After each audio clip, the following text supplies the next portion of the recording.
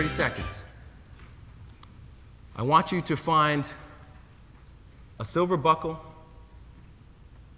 the color green, a pink shirt, and a 1967 quarter. Go. 30 seconds. The color green, a pink shirt, a silver buckle, and a 1967 quarter. Color green, silver buckle, and a 1967 quarter.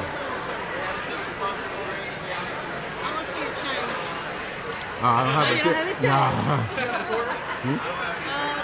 You can't ask me, but you have to find it in the room.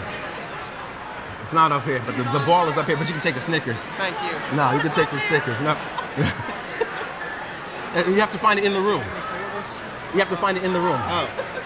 You're in the room? I'm in the room. Okay, 15 seconds.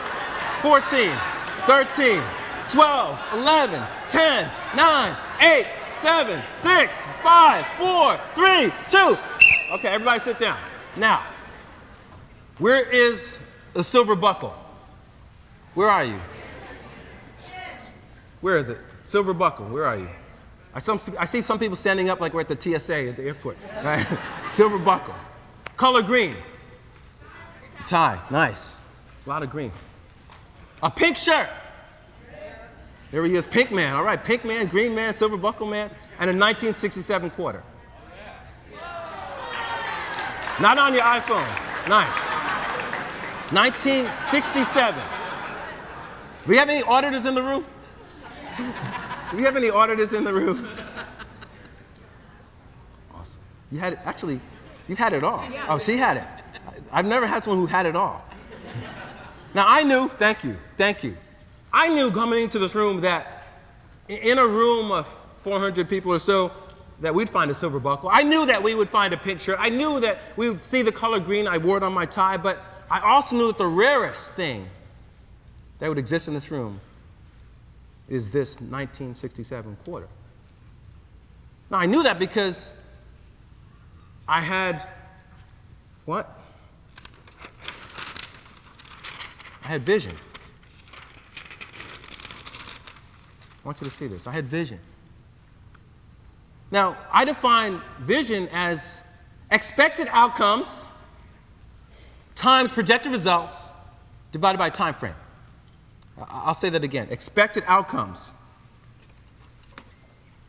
divided by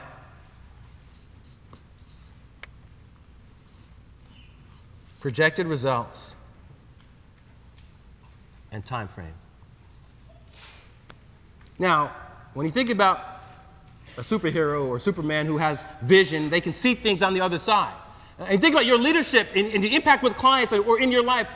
When you can see the unexpected and project the result and give yourself a time frame for achieving it, that's how you get stuff done. The question I have for you is, do you see the unexpected on your way of driving value for your clients and also for your life and your career?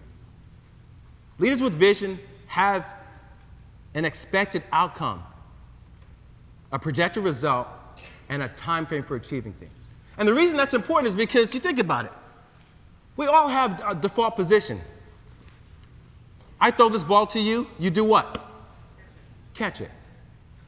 There's a seat handed to you, you came in to sit down, and what happens? What do? You sit. Someone gives you a Snicker bar, what do? You eat it. But when there's a crisis, when there's a challenge, when there's an opportunity to be created, when there's a problem that needs to be resolved, can you quickly step into position to make the catch? Now, the takeaway here is, as leaders, we should all have a default position for how we show up as a leader. When you think about the wise firm and you think about the impact of making a difference, it's about being ready. Meredith talked about this one, being ready. Are you ready when challenge comes to make a difference? Are you ready when opportunity comes to make a difference? Or when the ball comes, do you do nothing?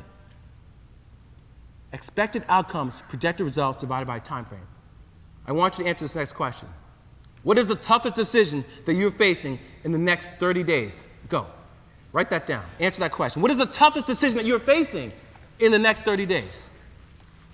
What is the toughest decision that you're facing in the next 30 days? What is the toughest decision that you're facing in the next 30 days? What is the toughest decision that you're facing in the next 30 days? And again, what we're talking about here is having a mindset of a leader. Leadership is a choice, but leaders also have great vision. What is the toughest decision that you're facing in the next 30 days? Follow that up with, what is your expected outcome of that decision? What is your expected outcome of that decision? So the first question was, what is the toughest decision that you're facing in the next 30 days? The second question, what is the expected outcome of that decision? What is the expected outcome of that decision? What is the expected outcome of that decision? First question was, what's the toughest decision that you're facing in the next 30 days? The second question was, what is your expected outcome of that decision? And the third question is, what is the time frame that you've given yourself to resolve it? What is the time frame that you've given yourself to resolve it? Now, the takeaway here is, as you think about what happens when you leave and the impact that you have with your clients, understand that leaders do these things as it relates to vision. First of all, they draw a picture. They draw a picture. They draw a picture of what success looks like. Think about it. When you have a problem with your client or a challenge with your team, and you ask the team to draw a picture of what success looks like, can everyone draw the same picture? Think about it. Do this with your teams. When you have an opportunity, a problem, a challenge, ask them to draw a picture of what success looks like. Leaders who have vision are able to draw a picture of what success looks like because it gives you an expected outcome. Second, never set a project plan without setting an impact plan. I'll say that again. Never set a project plan without setting an impact plan. Now here's the thing. You should always know the difference that you're going to make along the way to showing up and driving value before you set the steps in motion. A lot of times we start with the steps. Here's what we need to do. Here's the team we need to staff. Here's the billable hours for the client. Here's what we're going to do to win the orals. Here's what we're going to do to drive. But we don't often talk about what happens when you leave. How do people show up? What's the impact of your efforts when you leave? So as leaders who command the authority to drive value, you should always have an impact plan before you have a project plan. Start with what happens when we leave. What happens when our team leaves? What shows up better? Who shows up better? And how does the client continue to thrive? Third, don't plan strategy without planning celebration. I'll say that again. Don't plan strategy without planning celebration. Don't plan strategy without planning celebration. Now here's the point. If you know what the celebration is going to look like, just imagine the steps you would take along the way to get there. A lot of times we plan and we throw things in the air and we wait till the end of a project to then celebrate. What did we get? What happened? But imagine if everyone knew that the celebration was taking place in New Orleans and not Memphis. And we knew that we were going to have a great time at the House of Blues as we connect with our colleagues.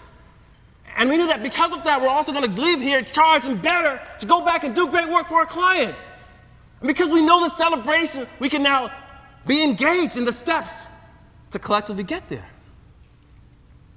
A lot of people just plan steps. And they plan strategy, but they don't plan celebration. The takeaway here is people should know what they're celebrating to charge them to do great work.